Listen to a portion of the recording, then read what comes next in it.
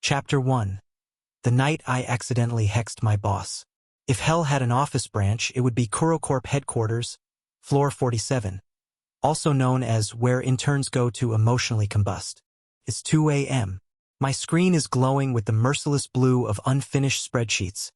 My eyelids are vibrating, and my soul has filed for bankruptcy. Somewhere in the distance, the cleaning staff are vacuuming. Probably my hopes and dreams. Alan, if you're going to make mistakes, at least make useful ones. My boss had said earlier, in that tone that could curdle milk. That was Kevin Lin, CEO, Human Iceberg, devourer of joy. The man's vocabulary didn't include please, thank you, or weekends. I once saw him reject an entire proposal with a single raised eyebrow. I think about that eyebrow a lot, usually while plotting his demise, which is why, after 36 straight hours of work and 4 cups of gas station coffee that tasted like battery acid, I decided to download a curse app. It wasn't even a good one. It had a blinking pentagram and a try premium for $1.99 button. But at that point, I would have sold my dignity to a toaster if it promised me sleep. I typed in his name. Victim, Kevin Lin. Reason, existing. Curse type, turn into something harmless.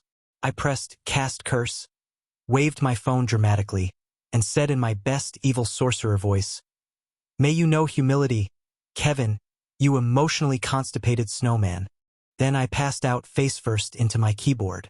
When I woke up, my face was imprinted with the letter G. My neck felt like spaghetti, and there was a white thing on my laptop. At first, I thought it was a pile of paperwork. Then it blinked. A cat. A pure white, well-groomed, disgustingly majestic cat, sitting on my laptop like it owned the Wi-Fi. Hello, I croaked. The cat stared at me. Its eyes were pale gray, sharp and cold. Familiar. Way too familiar. Nice kitty. I tried again because apparently when faced with supernatural horror, my brain defaults to small talk. Then click, click, click. The cat's paw was pressing keys. My screen lit up with a blank document. Words started appearing. Your grammar is as tragic as your career. I blinked. What the? Also, clean your apartment.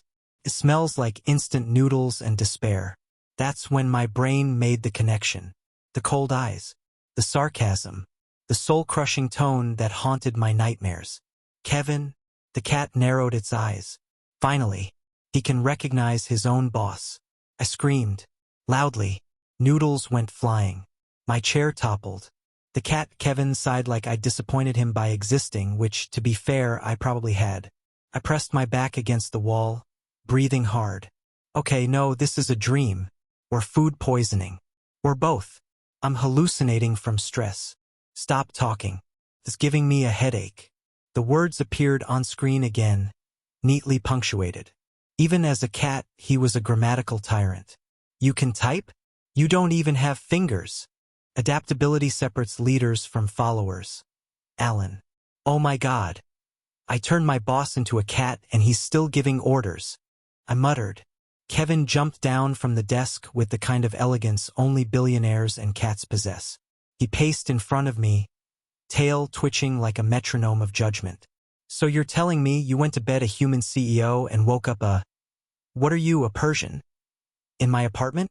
I said, rubbing my face, and yes, thanks to your incompetence. My incompetence?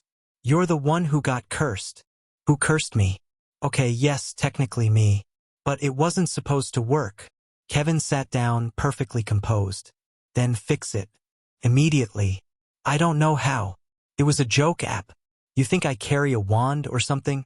You carry emotional instability and poor time management. Maybe that's enough. I stared at him. Do you want to be stuck like this? Do you want to keep your job? There it was. Even as a 6-pound furball, he still had leverage. I stumbled to my phone, reopened the app, and found it gone. Not deleted, just gone. Replaced by a pop-up ad for skincare products. Great. You're doomed and my phone's trying to sell me toner. Kevin jumped onto the counter with supernatural grace. Until you undo this, I'm staying here. I need to monitor your progress. My progress? Left unsupervised, you'd burn your own life. Or the company. Possibly both. You're seriously moving in? You don't even pay rent. Neither do you, technically. You're an intern. I wanted to throw him out the window. Or myself. Probably myself, it'd be less paperwork. By the time the clock hit noon, Kevin had claimed my desk as his throne, my ramen as his property, and my dignity as a chew toy. When I asked if he wanted to contact HR, he typed, "HR works for me. You work for me. Therefore, I'm HR. I considered buying holy water. Instead, I sighed, dropped onto the couch and muttered, I can't believe this. I've cursed my boss into a cat. Kevin stretched, looked me dead in the eyes, and typed one last message before curling up on my keyboard. You didn't curse me, Alan. You promoted me. I can finally supervise you 24/7. He purred. I screamed internally. That was the day I learned two things. Never underestimate how much caffeine can destroy your moral compass. Some people are born bosses, even when they're covered in fur. And that was only Monday. Chapter 2. The Cat That Knows Too Much. When I was a kid, I used to think cats were cute. Soft, sleepy, and stupid in that I do what I want kind of way. Then I met Kevin Lynn, the feline edition. It turns out cats can also be emotionally unavailable billionaires trapped in 6 pounds of fluff who critique your every life decision.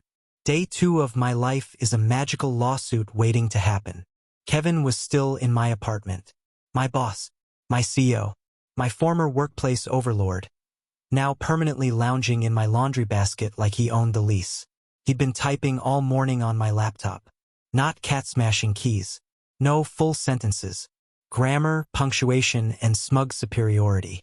When I dared to peek, I found a document titled, Daily Observation Log, Alan Chun Productivity, 3/10. I squinted. Why do you sound like you're writing my obituary? Because it's accurate. He didn't even look at me, just kept typing. His tail flicked like a metronome of judgment.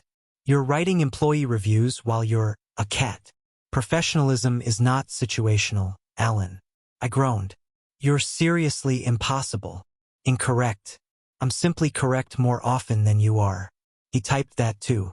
Because of course he did. For a guy who used to command boardrooms, Kevin had adjusted disturbingly well to cat life. Within 24 hours, he'd figured out how to open my fridge, steal my fried rice, reset my Wi-Fi router using his tail, nap in direct sunlight like he was solar-powered. Meanwhile, I was still trying to wrap my head around the fact that I was housing my boss. He'd already claimed my couch, my pillow, and my emotional stability. Okay, we need rules, I said finally, standing in front of him like I was giving a presentation to Satan. Kevin stopped grooming himself long enough to look unimpressed. Rule 1. No typing on my laptop without permission. Denied. Rule 2. You don't criticize my cooking. Impossible. You attempted soup last night. I'm still emotionally recovering. Rule 3. You can't use my toothbrush cup as a water bowl. He stared at me, slowly, deliberately, then took a sip. I threw my hands up. You're a nightmare with fur. And yet, you're still responsible for me. Responsible? You're a grown man. Well, grown cat. You can handle yourself. You cursed me, Alan. You fix it. That line. That tone. The exact same way he used to say, you spilled coffee on the Q4 report. Pointed at him. I can't even fix my sleep schedule. Clearly. I can see the eye bags from here. Oh my God. You're enjoying this. A little. The weirdest part wasn't the talking. It was that he still remembered everything. Every employee, every client, every meeting. He even made me call into the office pretending to be him so no one suspected he was missing. He dictated word for word. Tell Clara the sales report is incomplete. Tell Ken his presentation looks like a children's coloring book. Do you ever say nice things about people? I asked. Only when they're not present. By noon, I was seriously considering calling an exorcist again or a therapist. Kevin had moved on to reviewing my personal life. He'd found my phone and was scrolling through my messages with a single claw, muttering things like, pathetic, and You actually texted LOL to your mother? Give that back. I lunged. He dodged like a ninja and jumped onto the fridge. Get down. Make me. You're a cat. I'm your boss first. Titles don't expire with species. Then, as your employee, I respectfully request you stop being a menace. Request denied. Performance improvement plan pending. Later that evening, I found him sitting on my keyboard again, watching a YouTube video titled, How to Lift Curses for Idiots. You're seriously looking this up? I asked. If I wait for you to solve this, I'll die of old age before my 9th life. Hey, you don't know that. Alan, you once burned rice in a rice cooker. You boiled water wrong. Forgive my skepticism. I was under pressure. From what? Gravity? I threw a cushion at him. He didn't even flinch. Just typed, unprofessional behavior noted. By midnight, I was sprawled on the couch, face buried in a pillow. Kevin sat on the backrest, tail brushing my hair. This can't be permanent, right? I mumbled. He didn't answer. For once, the typing stopped. After a while, I peeked up and saw him just watching me. Not glaring, just watching. His ears flicked when I sighed. You're supposed to be terrifying, not here, in my one-bedroom apartment, judging my pillow choices. I said. His tail twitched. Then softly, so soft I almost missed it, he typed, You're not the only one stuck somewhere you didn't choose. I blinked. Wait, was that empathy? Don't get used to it. It's bad for morale. And just like that, the softness vanished, replaced by his usual disdain. The next morning, I woke up to the sound of furious typing. My laptop screen read, Agenda Curse Removal Strategy, Draft 1. Investigate magical anomalies, Alan's fault. Research reversal spells, Alan's problem. Maintain dignity despite fur, Kevin's struggle. Choir tuna, premium only. I groaned, rubbing my eyes. You know, if I survive this, I'm suing that app. If you survive this, I'm promoting myself to your landlord. You're not staying here forever. Until further notice, this apartment is a satellite branch of Corp. Congratulations, you've been relocated. I threw a pillow at him. Again. Missed. Again. Kevin stretched, yawned, and typed one last message before curling up for his 4th nap of the morning. Meeting adjourned. Productivity rating, 2 out of 10. I swear, if this curse doesn't kill me, living with Kevin will. And somehow that cat knows exactly how to make sure of it. Chapter 3. Cat, boss, roommate, nightmare. My place used to feel small but cozy. Now it feels small and haunted by executive energy. Good morning, I said on day 1 of cohabitation, hoping to sound casual. Kevin didn't even look up from my laundry. Your clothes are a tragedy, he said, or rather, typed. His paw smacked the keyboard, producing perfect grammar. I hate that he's faster than me at typing without fingers. Laundry baskets are not meeting rooms, I said. Incorrect. The environment influences productivity. Yours screams mediocrity. It's a basket, Kevin. So is your career right now. That's how my day started. Being roasted before breakfast by a CEO cat wearing judgment like a designer suit. Breakfast, by the way, was chaos. I poured cereal. Kevin jumped on the counter. You're not allowed up here. You're not allowed to burn toast, yet here we are. I swear the cat had the soul of a middle manager. He watched me eat with the kind of disgust usually reserved for corporate scandals. When I asked what he wanted for breakfast, he typed, Imported Norwegian tuna, lightly seared, room temperature. I opened a can of generic cat food. You'll get this and you'll like it. He sniffed it, looked at me, and then at the food like I'd served him betrayal on a plate.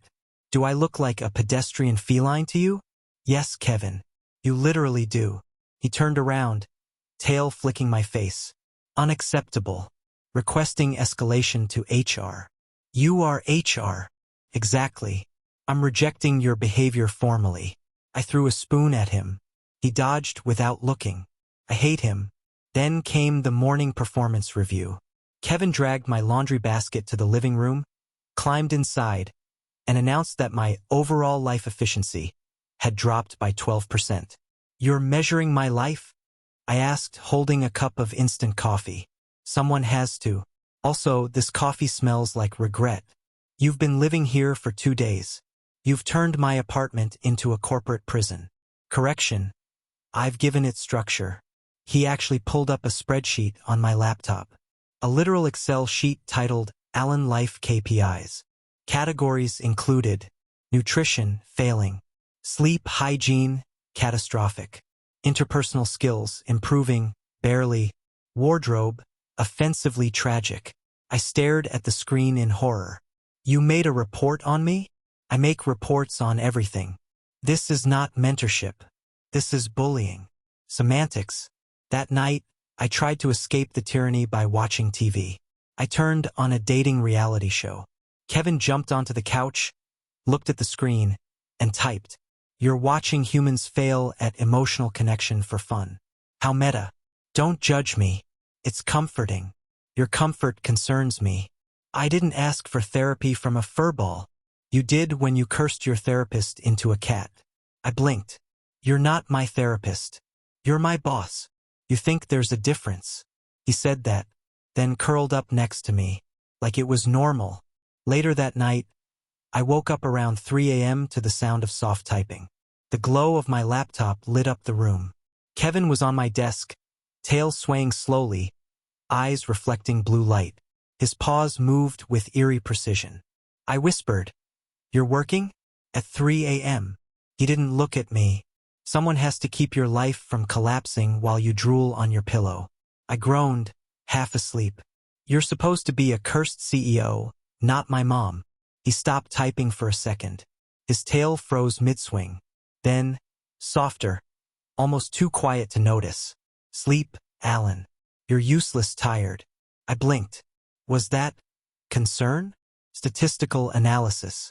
Humans perform 40% better after rest. Don't read into it. Right, sure. I mumbled, but the way he kept his eyes on me until I drifted off. Yeah, there was something else there. Something not quite managerial. By day 5, the apartment had turned into a sitcom set. Kevin had schedules pinned to the fridge. Alan's morning routine. Alan's meal plan. Alan's goals. Survive. I came home from work to find him reorganizing my desk drawers by priority relevance. "Kevin, those are pens." And yet, chaos reigns among them. "You're insane." "No, I'm efficient. You should try it."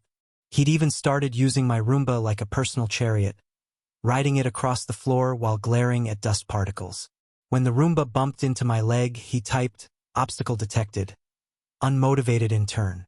I wanted to scream, or laugh, or both. Probably both.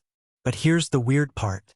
Somewhere between the sarcasm, the insults, and the spreadsheets, the silence changed. At night, when the city hum faded and the only light came from the laptop, Kevin sometimes sat by the window, just watching, quiet. His eyes didn't look cold then.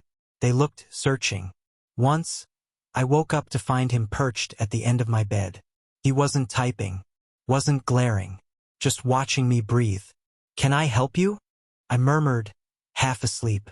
He blinked slowly, then patted up, curled beside me, and typed one sentence on his phone screen before the light faded. "Just confirming you're still alive." "Sleep." I smiled into the darkness. "Yeah, okay. You're still a nightmare. And you're still underperforming. Good night," he purred. I laughed. "And that's how I learned living with your boss is bad." Living with your boss as a cat? That's an HR violation and a sitcom waiting to happen. Chapter 4. How to Train Your Human. There are 3 things I've learned since accidentally cursing my boss into a cat. Cats shed like they're trying to clone themselves. Kevin Lin does not adjust. He restructures. My life, apparently, is a startup he's decided to turn around. It started with an email. Yes, an email. Sent from my own laptop. At 6 a.m. Subject line, Performance Improvement Plan, Personal Edition. Attached, a 12-page document. With a logo. I stared at the screen, half awake, half horrified. "Kevin, what fresh corporate hell is this?" I groaned. He was sitting on my desk, tail curled neatly like punctuation, watching me read his masterpiece. Objective 1. Reduce caffeine intake to less than 5 cups per day. I read aloud. Correction. 3 cups. 5 is excessive. You don't even drink coffee, which is why I'm still alive. Objective 2. Achieve 8 hours of sleep per night. That's not realistic. I continued. Neither is your career progression at this rate. Yet I remain optimistic. You literally have fur. You can nap anywhere. That's called work-life balance. Look it up. The plan had everything. KPIs, key performance indicators, for how many vegetables I ate per week. A chart tracking my emotional maturity curve. A section titled Behavioral Adjustments for Maximum Human Efficiency. And my personal favorite, a threat section. Non-compliance will result in additional training sessions, possibly PowerPoints. I slammed my laptop shut. You're out of control. Kevin hopped onto the keyboard and reopened the file with a single paw tap. You're welcome. I'm giving you direction. I don't need direction. I need sleep. That's step 2. I buried my face in my hands. You know, some people get therapy. I got a furry life coach. Statistically, that's an upgrade. Still, against my better judgment, I tried following the plan. At first, out of pure spite. He'd listed daily morning routine, complete with checkboxes. Make bed. Drink water. Eat breakfast that isn't sugar. Try not to ruin your own potential. I rolled my eyes but did it. The first time I made my bed, Kevin climbed on top of it, inspected the folds like a hotel manager, and typed acceptable. Barely. The first time I made breakfast, eggs instead of instant noodles, he sniffed, then typed progress. Miracles do occur. By the end of week 1, my apartment looked less like a crime scene and more like a functional adult space. Even my boss cat seemed less annoyed. Slightly, maybe 3%. But the moment I felt proud of myself, he ruined it. Hey, I said one evening, pointing to my now organized workspace. Check this out. I cleaned. Kevin climbed onto the desk, surveyed my efforts, and typed, congratulations. You've achieved basic survival competence. Would you like a medal or a sticker? Both, actually. He looked at me. Denied. You are the most unbearable roommate I've ever had. And yet, your productivity has increased 14%. Stop tracking me like I'm a sales metric. Then stop performing like one.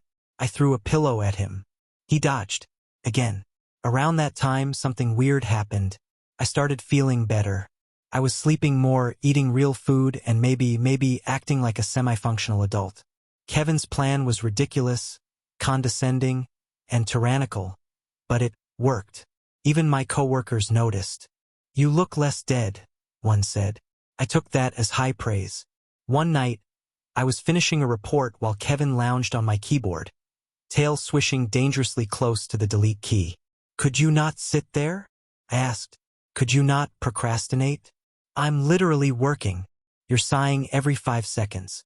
That's emotional inefficiency.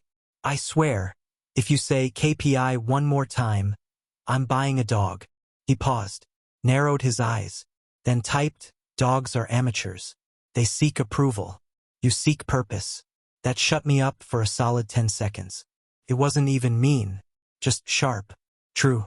He had this unnerving ability to insult me and motivate me simultaneously.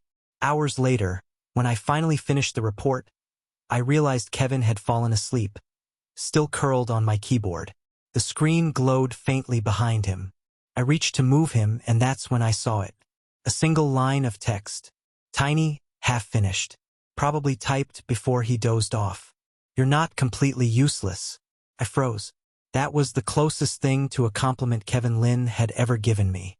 In any lifetime, human or cat. I stared at the words for a long time, smiling like an idiot. Then I hit save.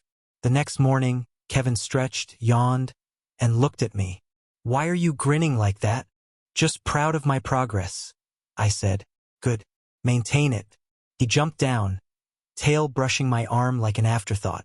For a second, I swear it felt almost gentle. Then he turned back to the laptop, typed, next goal. Learn how to make soup that doesn't taste like sadness. I rolled my eyes.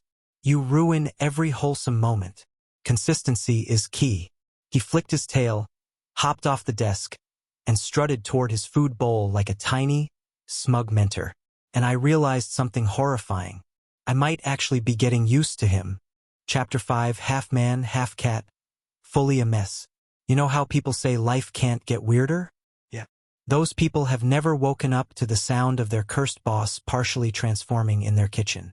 I should have known something was off when I heard the sound of typing followed by a very human, very irritated groan.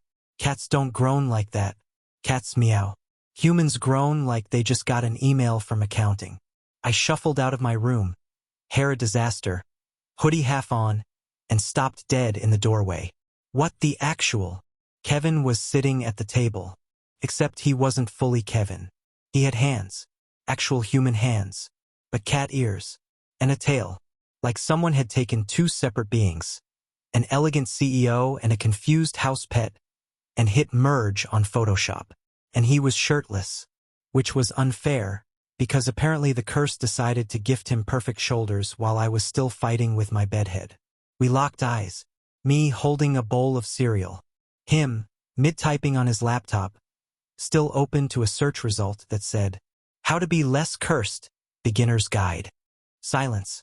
Then, "Alan, Kevin." We both screamed. He jumped, tail puffing out. I dropped my cereal. The bowl shattered. Milk everywhere. What? Why do you have hands?" I yelled. "I don't know," he shouted back, and his voice was human. Well, mostly. His ears twitched like punctuation marks for every word. "Stop moving. This is... Oh my God. What is happening?" Kevin looked down at his hands like they personally betrayed him. "It started this morning. I got annoyed at your spreadsheet formatting and... Hold on. You cursed yourself harder by judging my Excel skills." He glared. "Apparently, my emotional state triggers this." He gestured at himself. "Which means this is technically your fault." "My fault? You're the one who got cursed." "You cursed me, Alan. That was an accident. You're still responsible. You're still naked." We froze again. His tail flicked. His ears twitched. I was trying very hard not to look anywhere below his collarbones. He noticed. Of course he noticed. Kevin Lynn notices everything. He smirked because of course even half-cat he had the audacity to smirk. "Eyes up, Alan. Eyes are anywhere but you. Thank you." I stammered, turning around so fast I nearly tripped over the spilled milk. Behind me I heard typing, the soft clack of keys. I peeked over my shoulder. He was writing an email. Naked. With cat ears. Are you working right now?" "Yes, crises do not excuse inefficiency," he said calmly, as if his current form was a normal Tuesday. "You're half cat. I've led worse meetings." I threw a kitchen towel at him. It hit his face. He didn't blink. Just sighed like I'd disappointed the company stock price again. The flickering got worse. 1 second he was human-shaped. The next he'd shrink down to full cat, then back again mid-sentence. It was like watching a PowerPoint with bad transition effects. Once, he sneezed and briefly turned into a 6-foot man with paws. Another time, he got irritated at my lack of progress, and half his torso went feline while his voice glitched between purring and lecturing. "Alan, we need to meow. Discuss your meow development goals. Stop talking. You sound like an evil voicemail." I yelled. "Don't interrupt. Meow, you're superior. You're molting in real time, Kevin." By day 2, the curse had developed rhythm. Every time Kevin got emotional, angry, stressed, smug, his body would glitch. It was like magical emotional whack-a-mole. At breakfast, I complimented his advice spreadsheet. He blushed. Yes, blushed. And his ears popped out. At lunch, I called him cute. He turned into a cat instantly. At dinner, he called me manageable. He stayed human for 5 whole minutes before realizing what he'd said and exploding back into fur. It was chaos. Beautiful, stupid chaos. Then came the incident. I walked into the living room late one night, half asleep in need of water, and found him again, half human, half cat, sitting cross-legged on the couch, laptop in front of him. The screen read, "Emotional stability and curse correlation. Hypothesis, Alan is the problem." "Oh, you've got to be kidding me." He turned, startled, his tail wrapping around his waist instinctively. The movement drew attention to, well, things that made me forget how to breathe for approximately 6 seconds. "Alan, I can explain," he said slowly. You're, what are you even wearing?" He looked down. "I'm not sure. It's complicated." "Yeah, I can see that. You're one step away from starring in a fantasy horror movie." He huffed, ears twitching. "I'm trying to fix it. Don't make it worse." "How could I possibly?" "Oh my God. Your tail is moving. Stop doing that." "It's involuntary." We both talked over each other, hands waving, tail swishing, laptop sliding. Then silence. His tail brushed my wrist. We both froze. For a heartbeat, the room went quiet, like the whole world was holding its breath. His eyes, still that sharp glacier blue, met mine. But this time they weren't cold. They were searching, confused, vulnerable in a way I'd never seen. Then he cleared his throat. "You're standing in my personal space." I blinked. "You're sitting on my couch. Naked." "Touché." He turned back to the laptop, ears twitching like radar. By the end of the night, he'd turned back into a cat completely. Thank every known deity. I tucked a blanket over him out of habit, even though he pretended not to notice. The next morning, I found him back in cat form, curled up beside my laptop. The screen glowed faintly. He'd been typing again. Note: Alan remains statistically infuriating. However, his proximity stabilizes the glitch frequency. I read it twice, then hit save. I didn't mention it to him, but that night when he sat next to me on the couch, tail flicking, ears twitching, pretending to watch TV, I didn't move away either. Because honestly, half man, half cat, fully a mess. That described both of us pretty well. Chapter 6. Office without the CEO. There's no easy way to explain to your coworkers that your terrifying CEO didn't disappear mysteriously. He's currently napping on your couch in cat form, snoring like a small chainsaw. But that's exactly the situation I found myself in. Kevin Lin, corporate legend, emotional glacier, and now proud owner of 4 Paws, had been absent from the office for 2 weeks. 2 weeks. And apparently that was enough time for chaos to unfold at Corp. It started with whispers in the break room at the copier in the company group chat. "Did you hear? Mr. Lin went off-grid. I heard he's in Bali, or jail. One of those." No. My cousin's friend swears he saw him filming a drama." "What kind of drama?" "The brooding CEO kind. He was born for that role," I thought grimly, stirring my 5th cup of instant coffee. Meanwhile, the actual brooding CEO was at home, in his feline form, sitting on my keyboard, staring at spreadsheets like he was about to declare war. "Kevin, people are starting to notice you're gone," I said, balancing my laptop on the armrest. "They think you died or joined a boy band." He typed, "I'd rather die." "Right, but we can't keep this up forever. Someone's going to..." "Wait. What are you doing?" His paws moved faster. Lines of code flashed across the screen. My Wi-Fi blinked. "Kevin, don't. Relax. I'm only updating the company's internal network." "You're a cat. You don't have clearance." "I am clearance." "Kevin." Too late. The next morning, every single employee at Corp received an anonymous email from The Observer. The subject line: performance review, everyone. The body read: productivity levels have dropped 18%. Also, Brenda from accounting, your Excel formulas are inefficient. Chad, your Thai choice remains an HR violation. And to whoever keeps leaving yogurt in the communal fridge, stop. The office exploded. People were convinced Mr. Lin was secretly monitoring them from exile. Meanwhile, the real Mr. Lin was licking his paw on my desk and looking pleased with himself. "You can't just catfish your entire staff. I shouted. He typed calmly, correction. I'm CEO fishing. That's not a thing. It is now. The gossip reached new heights the next day. I overheard someone say, he's sending emails from a hidden bunker. Another whispered, no, it's AI. He uploaded himself before disappearing. And then, because fate hates me, HR decided to call me in for a confidential conversation. Alan, you've been working closely with Mr. Lin, correct? Said Clara, our HR director, peering over her glasses. Define closely, I said. Has he given you any indication of his whereabouts? I hesitated. Hypothetically. Yes, I swallowed. Hypothetically, if he were temporarily unavailable due to, let's say, magical interference. Her eyes narrowed. Alan, right? Sorry. Hypothetically not. She leaned forward. If you hear from him, tell him to stop terrorizing the staff. We can feel him judging us through the Wi-Fi. That night, I came home to find Kevin still typing.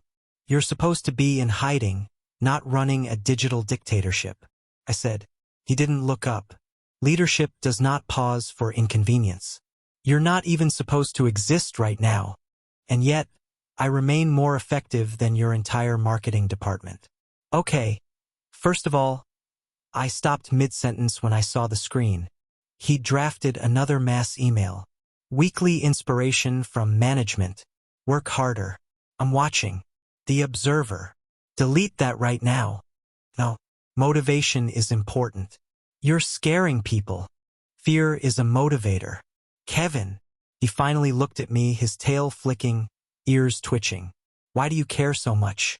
You're doing fine without me. That shut me up. The truth was, I wasn't doing fine. I was exhausted, anxious, constantly covering for him. And somehow, the office felt emptier without his stupid voice echoing across it. I sank into my chair. You're still my boss. Even like this, huh? You're not just my intern anymore. His pause paused. Then he typed slower. You're my proxy.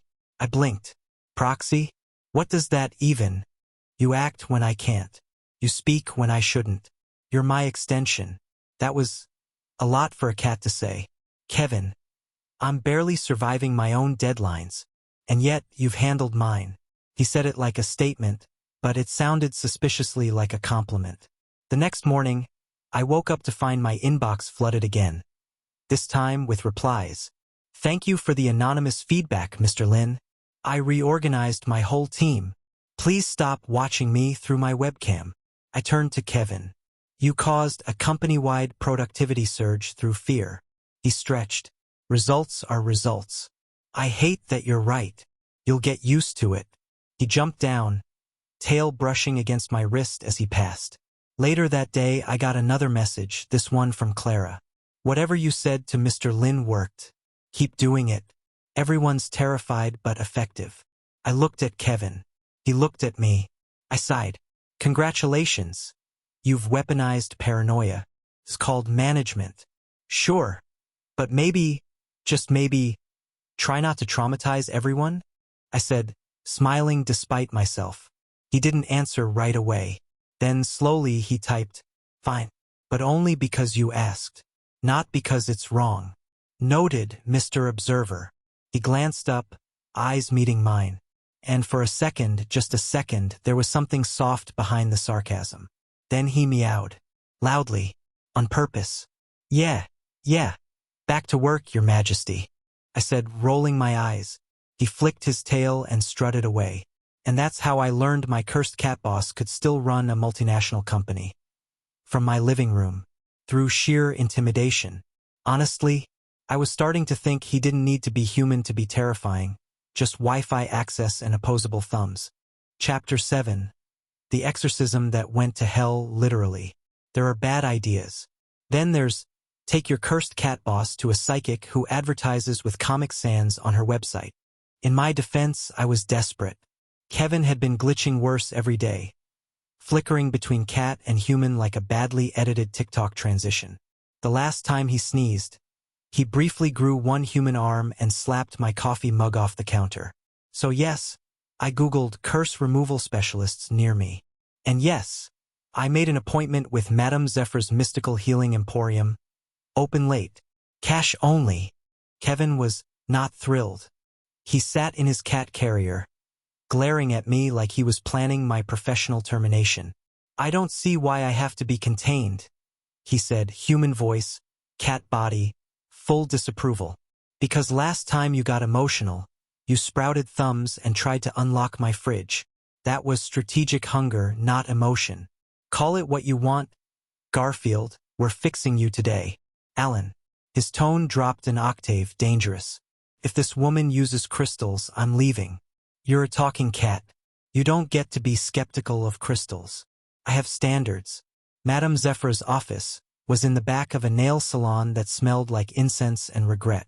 A bead curtain separated the main room from her sacred chamber, which, for the record, contained 2 lava lamps, a suspiciously plastic-looking skull, and a sign that said, "Positive energy only," with 3 exclamation marks of doom.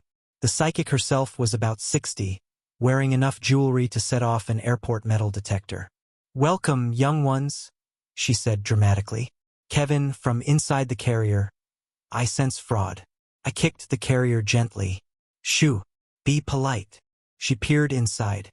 "Oh, what a handsome little soul.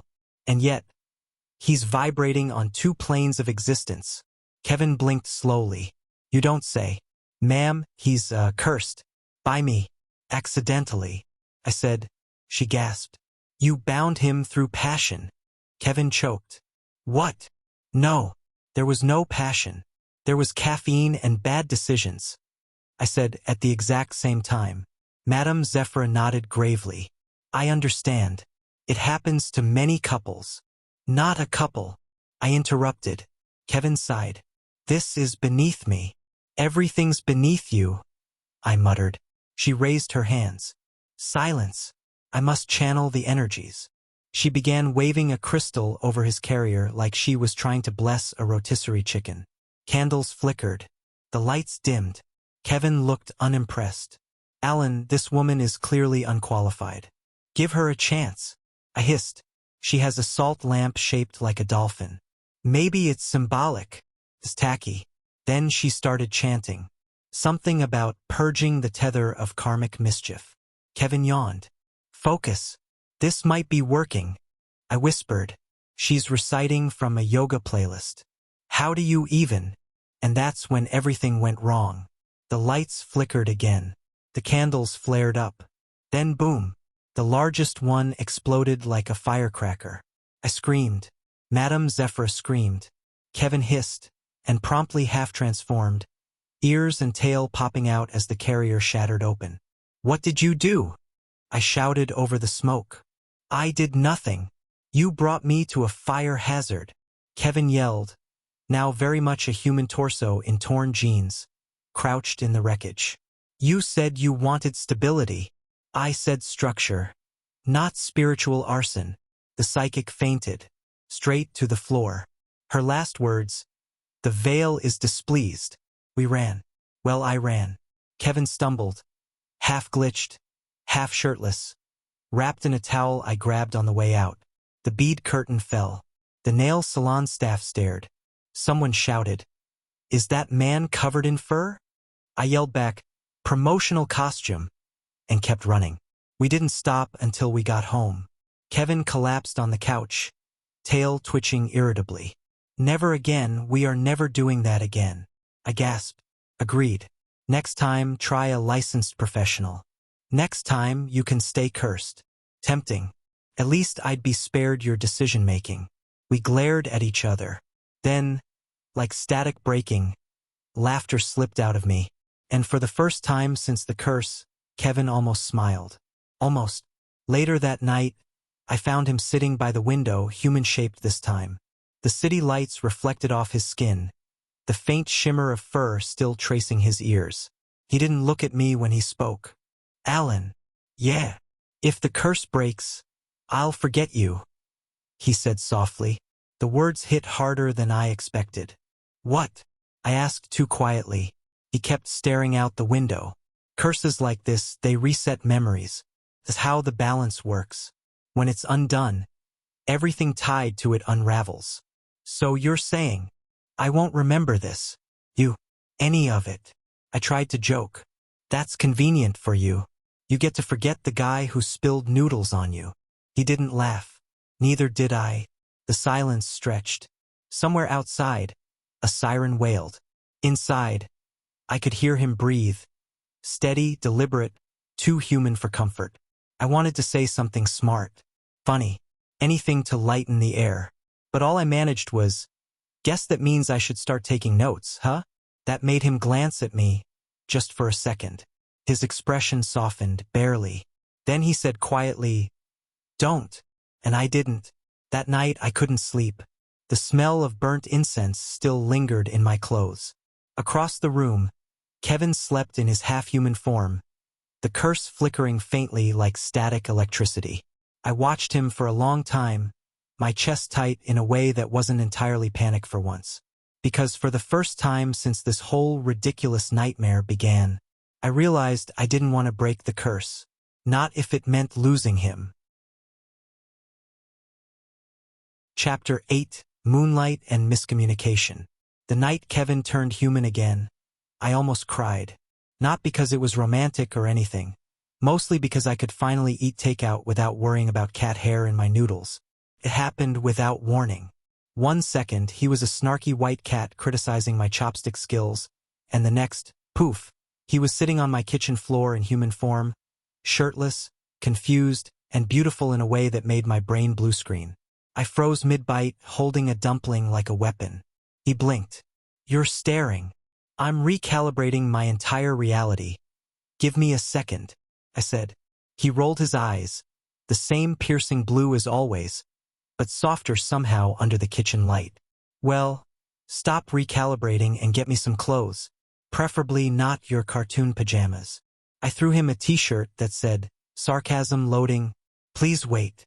He looked at it like it had personally offended his bloodline. This is an insult, he said. It's that or the cat sweater you shredded last week. He sighed, put it on, and sat across from me at the tiny kitchen table, legs too long for the chair, expression unreadable. It was weird seeing him like that, real, tangible, human again. No fur, no tail, no sarcasm typed on my laptop. Just Kevin Lin, the man I once feared more than student loans. Now he was here, stealing my spring rolls and glaring at me like nothing had changed. We ate in silence for a while, the quiet kind that wasn't awkward, just heavy with things unsaid. Finally, I asked, do you miss it? He looked up. Miss what? Being powerful. You know, CEO of everything, destroyer of deadlines, corporate overlord. He chewed slowly, thinking, then said, power isn't something I built, Alan. It's something I inherited, expected. I didn't earn it. That caught me off guard. Kevin Lin, admitting he didn't earn something? That was like hearing a cat apologize to a goldfish. He leaned back, eyes on the window. But this ridiculous life I have now, cooking with you, tripping over your socks, yelling at the Wi-Fi. No one gave me this. It's mine. The words hit somewhere deep, somewhere warm and stupid. Wow, that was almost human of you, I said. He smirked. Don't tell anyone. I have a reputation to uphold. For a moment, the world shrank. Just us, the glow from the streetlight, and the soft hum of the city outside. He reached for another dumpling. Our hands brushed, and something in my chest, that stubborn, sleep-deprived organ, decided to skip a beat. Kevin noticed. His eyes flicked to mine, all ice and intent, but the usual sharpness wasn't there. Just something else. Something like, nope, not finishing that thought. But he leaned closer, and I didn't move away. Alan, he said, low enough that my name sounded like something dangerous. Yeah. Do you ever stop panicking? Only on weekends. He huffed a small laugh, the kind that tugged at the corner of his mouth. Rare and real. Then we both went still. The air felt charged, heavy, like if either of us breathed too hard, something would break. And then we started leaning in. It wasn't dramatic. There were no fireworks or background music. Just quiet, nervous breathing and a shared look that said, Well, this is definitely a bad idea, but let's do it anyway. He was inches away when it happened. The flicker, the shimmer of light that meant trouble. Wait, I started, but before I could finish, he glitched. 1 second, human lips. The next, fur. I ended up kissing his forehead, which was now covered in fur.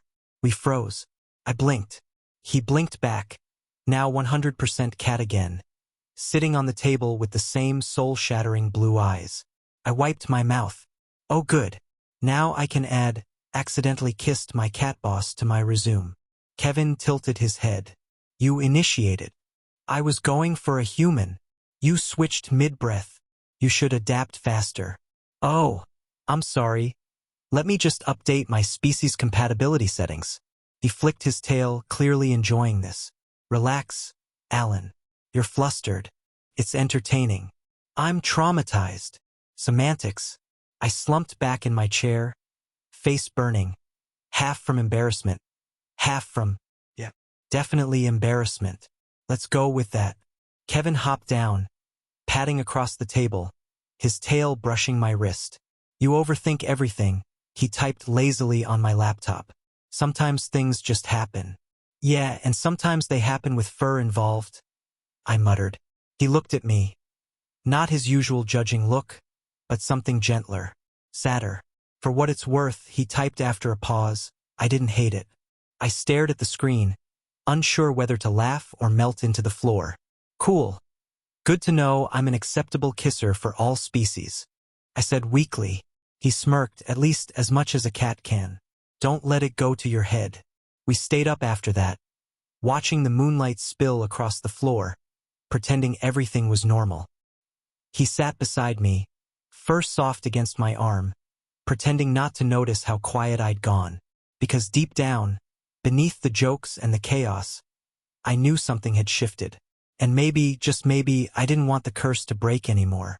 Not if it meant losing this. Losing him. Even if it meant occasionally kissing fur. Chapter 9, What the Cat Hid. It all started because Kevin wouldn't stop being suspiciously quiet. Normally, he's a symphony of judgment. Tapping on my laptop. Sighing dramatically. Making passive-aggressive edits to my emails. But lately he just stopped.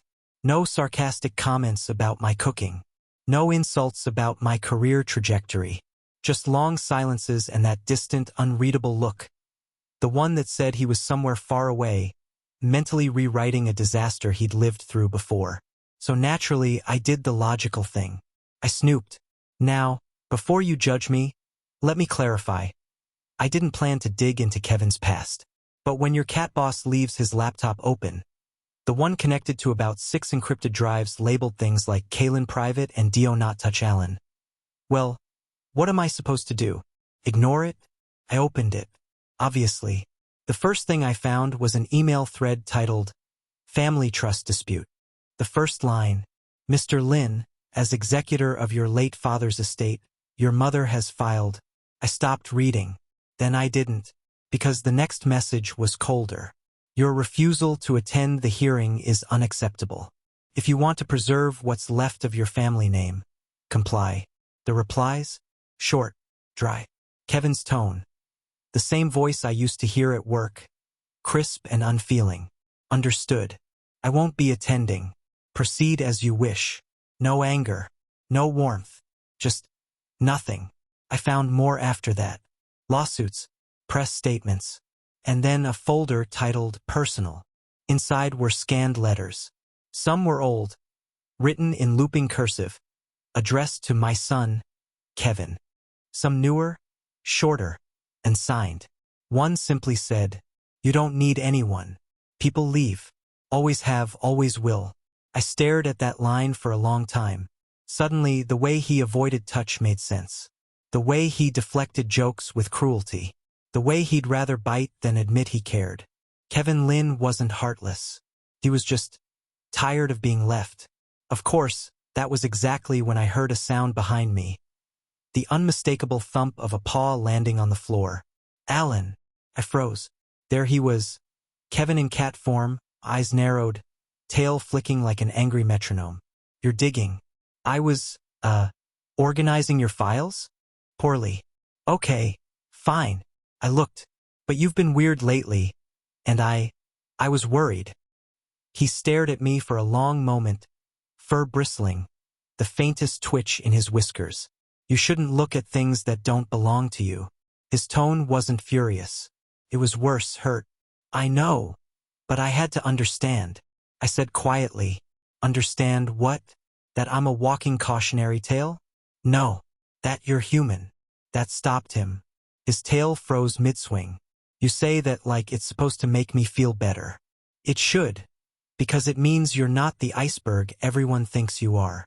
He looked away. Iceberg don't care what people think. Maybe, but lonely people pretend not to. I said softly. He didn't reply, just turned his head, flicked his ear, and padded away into the bedroom. Hours later, I found him there, fast asleep on my bed, or more specifically on my hoodie. His pole rested right where my heart would be if I'd been wearing it. The sight hit me harder than I expected. This man, this impossible, cursed, brilliant, arrogant creature, was so used to control that he didn't even know how to rest without it. And yet here he was, asleep, vulnerable, trusting me enough to let go. I sat beside him, the room dim except for the glow from the city outside. His breathing was steady. His fur rose and fell with every quiet exhale. I reached out, hesitated, then gently touched his back. Warm. Real. You have me, you know, I whispered. He didn't stir. Maybe he didn't even hear me. Or maybe, and this terrified me more, he did. Because his paw twitched, just slightly, like a reflex. And then it settled again, right over the beat of my heart. I leaned back, watching him sleep. Somewhere in the kitchen, my phone buzzed with another work email. I didn't move, because for once, I wasn't thinking about deadlines or curses or damage control. Just the simple, ridiculous truth. The scariest man I'd ever met was asleep on my hoodie, and I wanted to protect him from everything, even himself. I don't know how long I sat there. Long enough for my eyes to sting. Long enough for the city outside to fade into quiet. Finally, I whispered, "You're not alone anymore, Kevin. Even if you forget me later, I won't forget you." His tail flicked once, softly, like punctuation at the end of a secret sentence. And maybe it was my imagination, but I swear, I heard him murmur in his sleep, "Don't." Then silence. And somehow that said everything. Chapter 10, Emotional Malfunction. I should have known something was wrong when Kevin started glitching at breakfast. 1 second, he was sitting on the counter in cat form, glaring at my cereal like it had personally offended him. The next, his fur flickered, and suddenly there was a very human hand reaching for my spoon. I screamed. He screamed.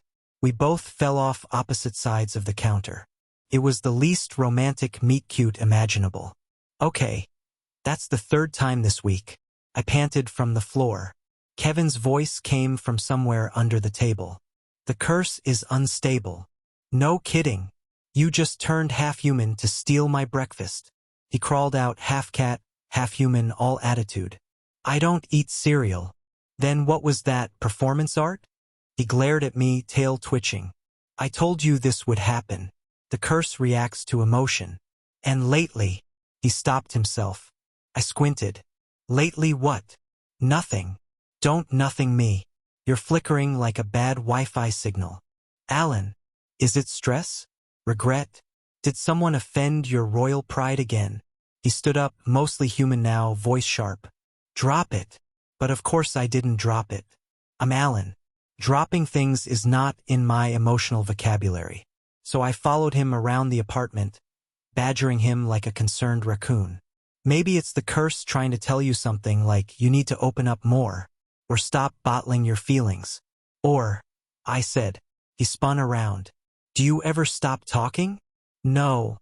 Not when the universe is falling apart in my kitchen. You think this is about me not opening up? You think this is some Hallmark moment? Well, yeah, kinda. It's pain, Alan. Not poetry. That shut me up.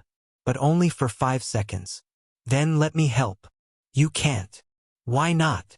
Because this is my mess. His voice cracked, raw and human in a way I'd never heard.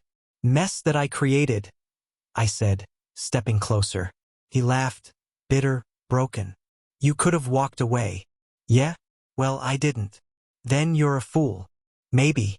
But at least I'm not pretending I don't care. That hit something.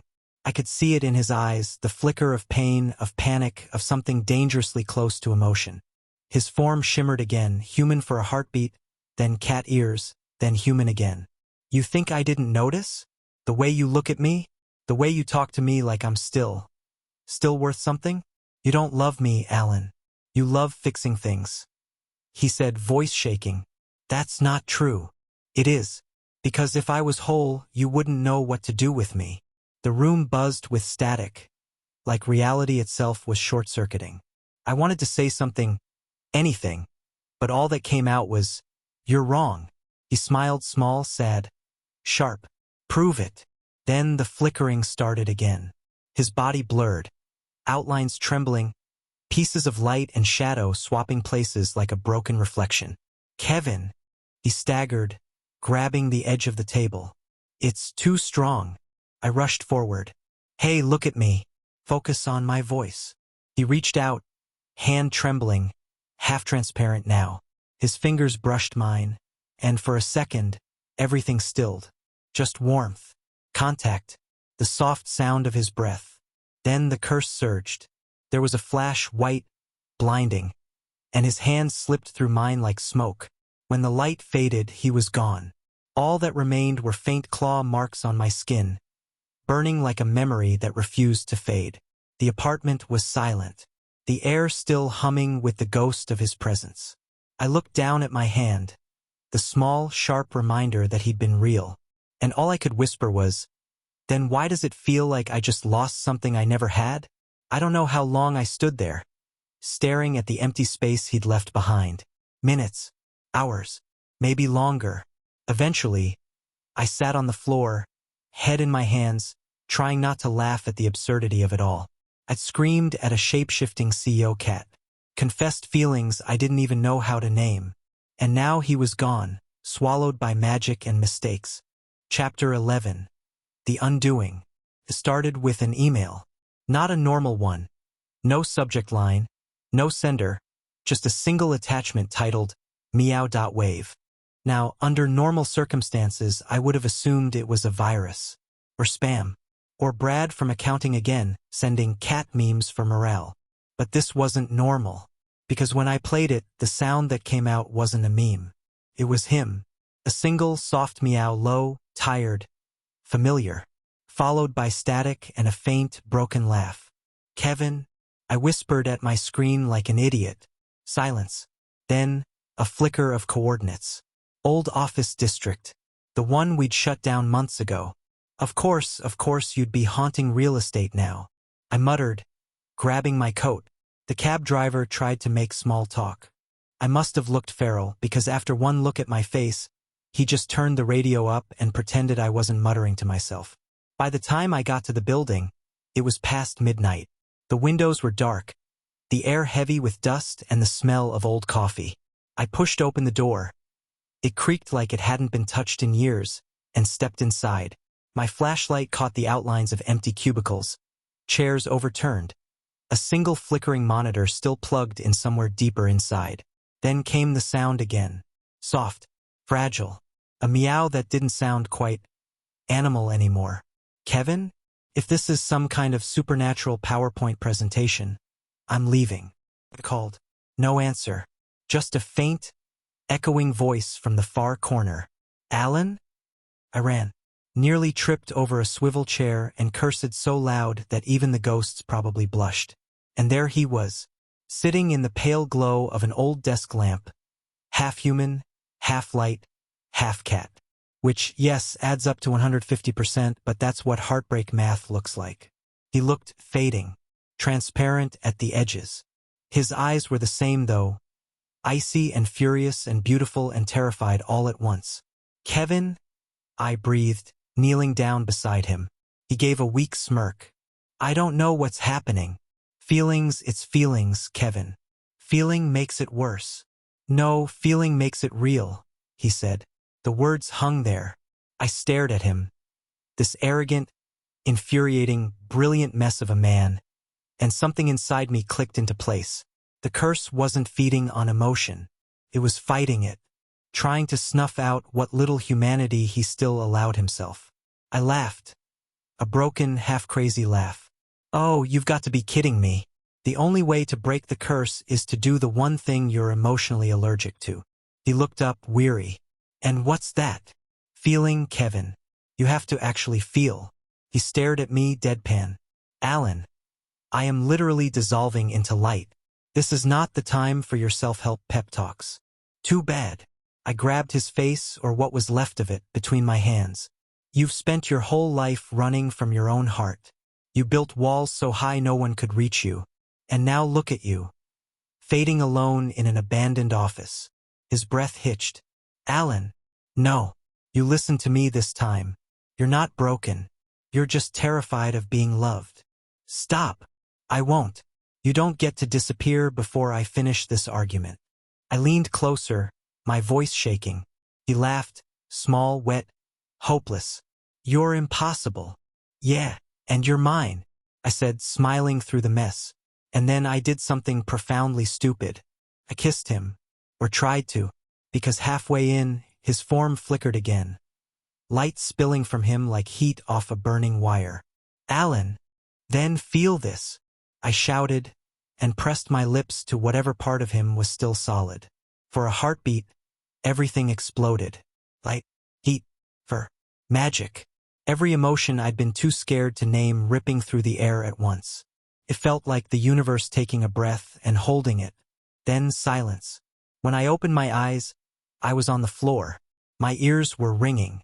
My hair smelled like static. And Kevin was human. Fully, completely, achingly human. He was shaking, eyes wide, breathing hard like he'd just run through a thunderstorm. Alan, you kissed me. Not like last time. This time, for real, his voice was rough, small. Technically, I kissed light. You were about 30% photons at the time. I said, dazed. He looked down at himself. Real hands, real skin, and whispered, it's gone. The curse. He nodded. It's over. Good. Because that was a lot of emotional labor for one unpaid intern. I said, then added softly. He huffed out a laugh. The first real one I'd heard from him. It was tired and human and stupidly beautiful. Then, after a pause, he looked at me. Really looked, and said quietly, you did it. No, we did it, I said. He blinked slowly, like a cat about to do something dangerous. You realize that means you kissed your boss. Former boss. Currently unemployed magical disaster. I corrected. Still inappropriate, he murmured. I grinned. Still worth it. For a moment, neither of us moved. The air still buzzed faintly. A leftover hum of broken magic and too many feelings. Then Kevin's hand, warm, real, trembling, found mine. Alan, I felt it, he said quietly. I smiled, heart stupidly full. Yeah, me too. Chapter 12, One Boss, One Boy, One Cat. The first thing I felt when I woke next day was warmth. Not the usual my blanket is stuck on the radiator again, kind of warmth, the soft, steady kind that breathes beside you. For a solid 10 seconds, my sleep-deprived brain assumed I'd left the heating on. Then I turned my head and saw him. Kevin. Human. Very real. And very shirtless. I screamed internally. Externally, it came out as a noise somewhere between a squeak and a dying microwave. He blinked awake, eyes still half closed, voice low. If you're about to panic, do it quietly. Why are you in my bed? I hissed, clutching my blanket like it was a moral shield. He yawned. You slept mid-work. Again. I wasn't going to drag you to the couch. So you just slept here? I was tired. You were convenient. Oh my God. Even post-curse, you're emotionally unavailable. I muttered. He cracked one eye open, amusement glinting in that annoyingly perfect way. And yet, you're still talking to me. The sunlight was spilling across his skin, golden and unfairly cinematic. Meanwhile, I looked like the human embodiment of bad decisions. Hair everywhere, mismatched socks, emotional hangover from accidental magic-induced makeout session. I can't believe you're human again, I said quietly. Kevin hummed. Believe it. I woke up craving black coffee and existential dread. Ah, so all your vital systems are back online. I nodded. He smirked. Almost. There was a beat. Charged, awkward, weirdly tender. I suddenly became hyper-aware that I was very much still in pajamas featuring cartoon cats. Then I heard it. A tiny meow. We both turned. On the windowsill sat a small, snow-white kitten, tail flicking, blue eyes glimmering like it had personally witnessed every embarrassing thing I'd ever done. Oh no, I whispered. Kevin sat up slowly. Oh yes, I pointed accusingly. That's you, isn't it? Or what's left of the curse? He murmured, staring at the kitten like he was looking in a mirror that had refused to move on. The kitten blinked once, then jumped down, strutted over, and promptly bit my finger. Ow! Okay, yeah, that tracks. Definitely you. Kevin chuckled softly, an honest human sound that hit me right in the chest. Consider it poetic justice. For what? Saving your life. For calling me Fluffy for 3 weeks. You were Fluffy, and now I'm not. He leaned in slightly, his voice dropping. Disappointed. My brain short-circuited. What no? Probably, you had good fur. He smiled. You're terrible at flirting. He reached for my laptop, which somehow had survived all the magical chaos, and started typing. I blinked. Wait, you're still doing that? You're human again. It's efficient, he said, not looking up. I leaned over to see what he was writing. HR is on vacation. Also, your soup still sucks. I gawked. You hacked my feelings just to insult my cooking again? He handed me the laptop like he was returning an employee performance review. Tradition. I stopped mid-rant when I realized he was watching me. Eyes softer now, the sarcasm melting into something almost gentle. What? I asked, heart thudding. He didn't answer, just reached out and brushed a thumb across my cheek, slow and steady, like he couldn't believe I was real either. Kevin.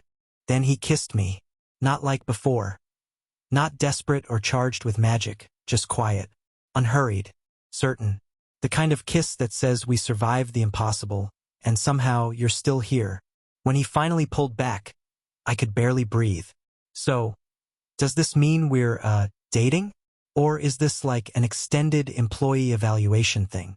I said, trying to sound casual and failing spectacularly. He arched an eyebrow. Do you require an HR-approved label? Well, yeah. HR gets mad when people fraternize with their ex-bosses. He smirked.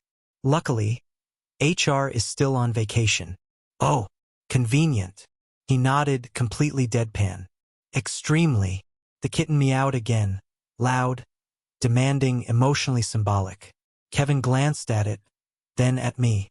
You're feeding it. No way. It bit me. That's your child.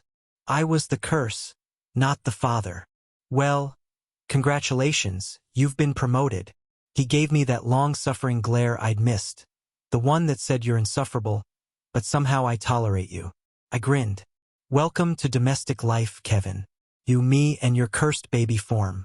It's like a weird sitcom.